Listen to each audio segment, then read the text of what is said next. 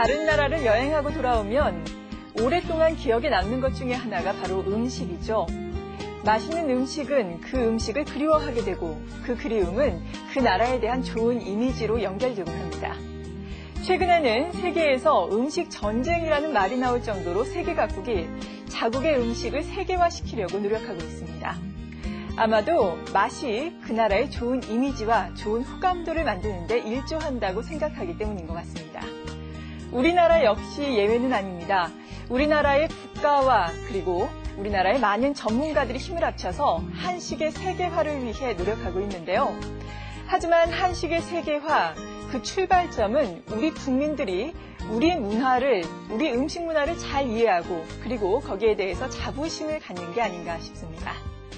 TV평생대학 이번 주에는 우리 음식, 맛과 멋에 대해서 자세하게 알아보는 시간 마련을 했습니다.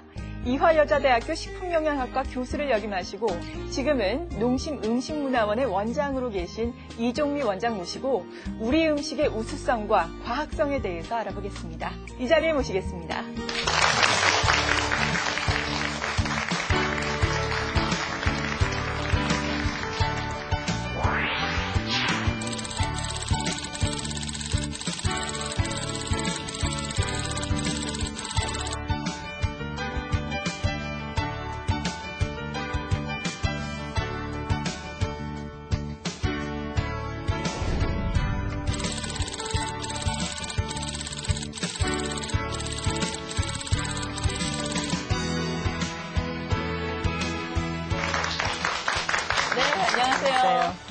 우리가 음식이야말로 최고의 체험 산업이라고 하는데요.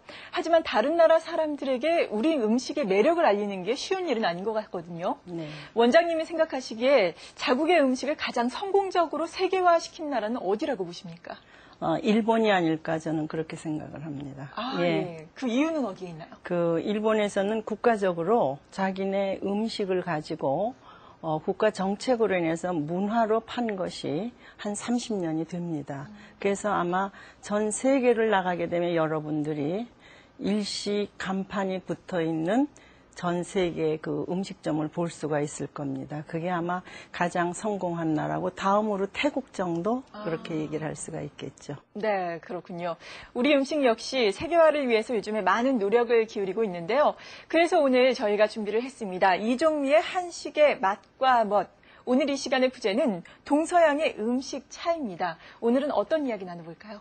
예, 우리가 동양과 서양의 음식의 차이가 어디에서 연유됐는가?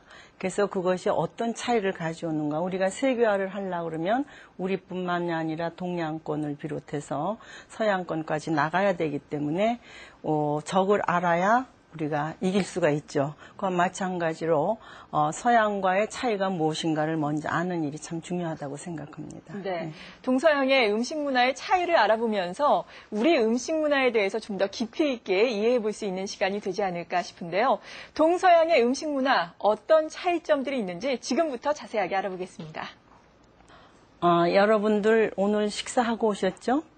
예, 식사를 하시면서도 제가 보기에는 여기 앉으신 분들이 다 나름대로의 식사를 하시고 오신 걸로 압니다.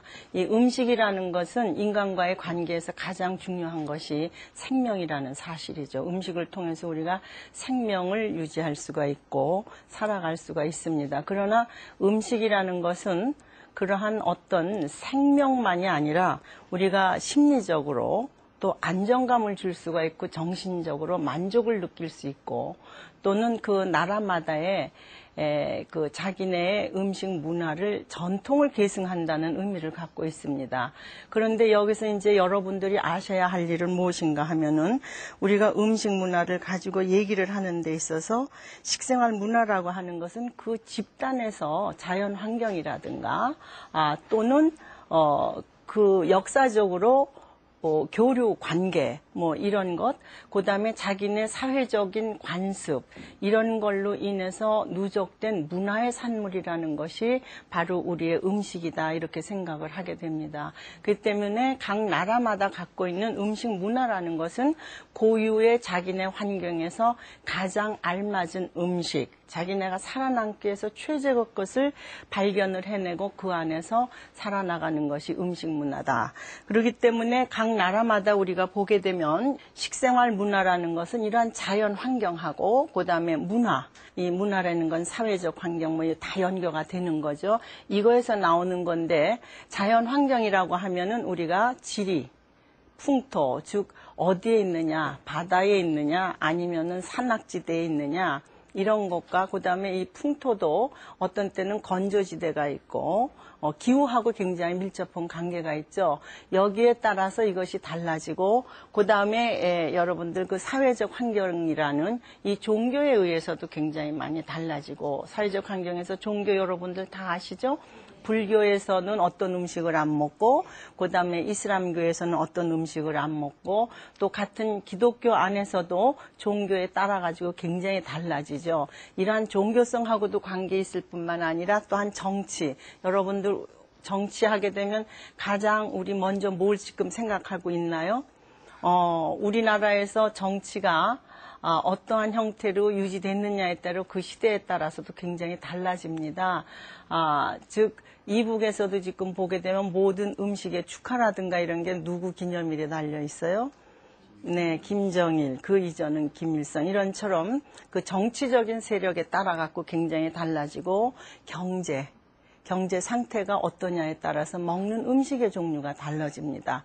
그런가 하면 또 우리가 그 기술 발달, 우리 산업혁명 이후에 계속해서 기술이 발달이 되면서 여러분들 다 알지만은 우리에게서 가장 중요한 것이 뭐라고 생각해요? 비닐하우스.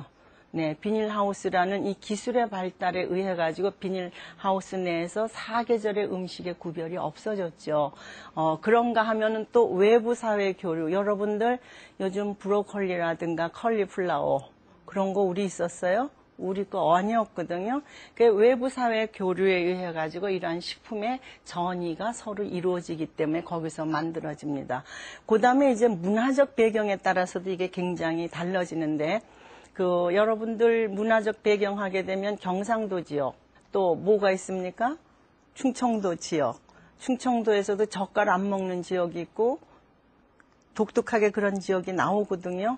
그래서 그러한 것들은 뭔가 하면 조리 방법은 자연 환경에 따라서 거기에서부터 문화적으로 자기네들이 만들어내는 겁니다. 그런가 하면은 이제 식사 예절이라는 것도 보게 되면 우리가 유교 문화권이었는가, 아니면은 불교 문화권이었는가 이거에 따라서 그 예절 방법도 굉장히 달라질 수 있다는 거죠. 이러한 것들이 어느 나라가 간에 여기에 영향을 받으면서